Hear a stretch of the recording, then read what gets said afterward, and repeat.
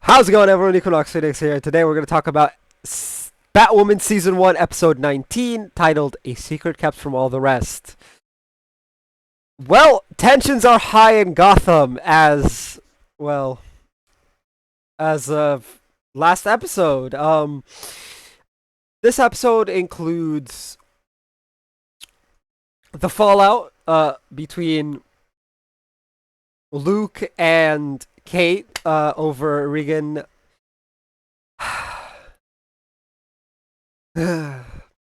betraying Kate and stealing the book and giving it to her sister, which is it was a thing last episode. That now obviously this episode we know that Lucius Fox wrote it in a code. So now Alice is trying to get the code decrypted. And in order to do so, she's been kidnapping cryptologists, I believe is the term for it. I think it's cryptologist. Um,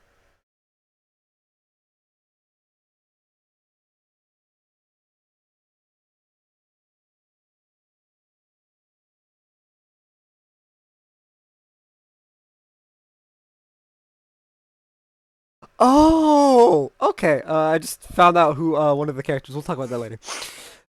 Now she's kidnapped two cryptologists. One from the NSA and one is a university professor. This, of course, is an effort to get the book decrypted so that she can find out what is at first thought to be bat weapons by our heroes, but turns out, obviously, we learn later on after she ends up kidnapping. So, in that regard, obviously, Alice is impatient, and she kills the two that are kidnapped by, I believe his name is Tommy? Or Hush, as he's dubbed by Gotham Media this episode. Hold up, let me shrink a little bit. Yes, Gotham Media this episode. Now, of course, Julia Julia is a little sketch. We don't know what's going on with her. We know from what we've seen that she's after the book. So Kate goes and confronts Regan to find out who did she give the book to, where's the book, all of that. She finds out that Julia had interrogated Regan before her. That's my it's some workout stuff. Anyway, those are shaker bottles. Anyway, in the back. Anyway, back to the show. So she finds out that Julia had interrogated Regan beforehand. And so she confronts Regan. What's going on? You know, why are you after the book that, for all intents and purposes, Julia claims that she was after the book for her sake. Obviously, we know I wouldn't believe that. And this causes Kate and Luke to get into a fight because Luke implicitly trusts Julia. Kate now doesn't trust anyone. It's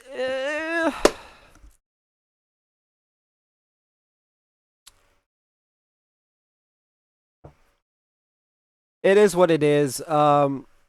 Obviously, this causes them to have a temporary falling out. But Luke's the tech guy, right? He's the guy who does all the traces and whatnot. And so they're trying to, I forget, trace the location of a pacemaker from the university professor because he had a pacemaker installed. You can track those. They tried to track the previous locations of it, see where he died, etc., etc. It's set to blue. It's set to literally 255 blue for those who care. I did do a video of this headset on the channel. That's the color code for the RGB. It's a different color code to my keyboard, but anyway. So yeah, obviously without him being able to track it, things are odd. Now, Alice sends Hush after Parker Torres. Blast from the past name, ain't that? She first appeared in episode... I forget what episode it was. Oh, yeah. Episode 10, 9 episodes ago in How Queer Everything Is Today. The title's How Queer Is Everything Today. It was episode 10 of this very season, 9 episodes ago.